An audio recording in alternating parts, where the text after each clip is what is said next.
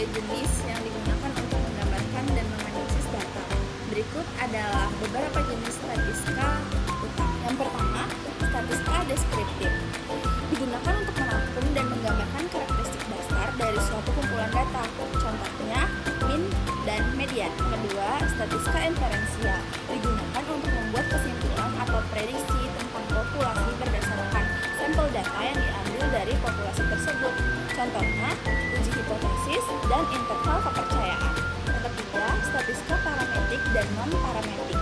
Statistika parametrik menggunakan parameter populasi dalam analisisnya, sementara statistika non-parametrik tidak menggunakan distribusi tertentu dari data. Contoh, uji T parametrik versus uji T non-parametrik. Yang keempat, statistika Bayesian. Menggabungkan informasi awal prior dengan data baru untuk menghasilkan estimasi dan prediksi yang diperbarui. Contoh, teoremnya Bayes analisis Bayesian. Yang kelima, statistika multivariat. Statistika multivariat melibatkan analisis data dengan lebih dari satu variabel, membahas hubungan dan pola yang kompleks. Contohnya, analisis faktor dan analisis regresi berganda. Enam, statistik spasial. Digunakan untuk menganalisis data yang terkait dengan lokasi geografis atau spasial. Contoh, kriging dalam analisis data spasial. Nomor 7, statistika non-parametrik. Tidak bergantung pada parameter populasi dan sering digunakan ketika distribusi data tidak diketahui. Contohnya, uji Wilcoxon atau uji Mann-Whitney. Yang kedelapan, statistika kuantitatif dan kualitatif. Statistika kuantitatif berkaitan dengan data berupa angka dan kuantitas. Sedangkan statistika kualitatif berurusan dengan data yang bersifat deskriptif atau kategori. Contohnya, statistika kuantitatif mencakup rata-rata, sedangkan statistika kuantitatif melibatkan modus.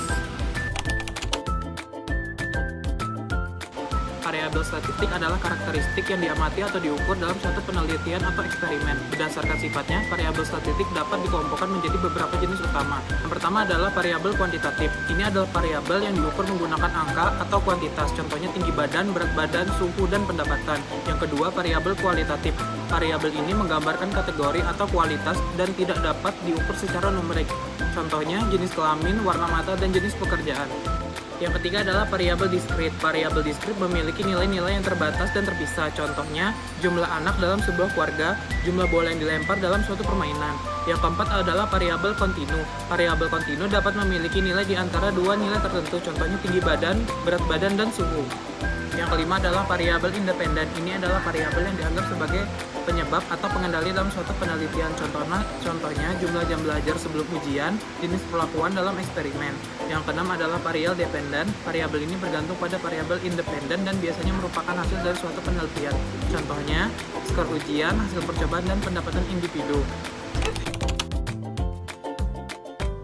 Statistika adalah tempat atau cara di mana data dikumpulkan untuk analisis statistik. Beberapa sumber data statistika yang umum digunakan melibatkan 1. Survei dan penelitian.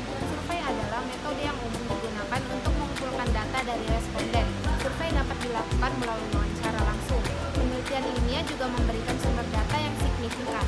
Kedua, sensus atau sensus.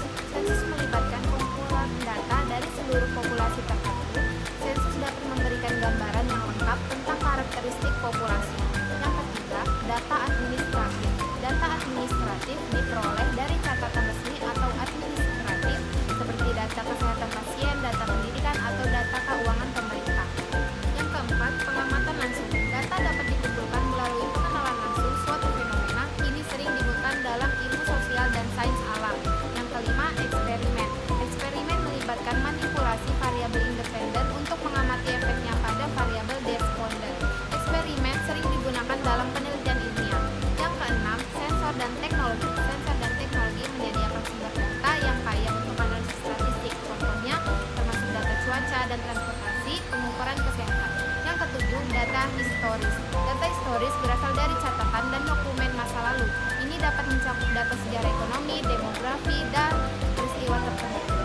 Yang kedelapan, survei online dan media sosial. Dengan meningkatnya penggunaan internet, survei online dan analisis media sosial memberikan sumber data yang signifikan tentang pandangan dan perilaku masyarakat.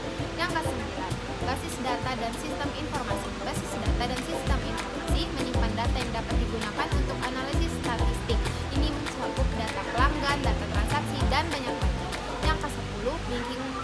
lingkungan digital.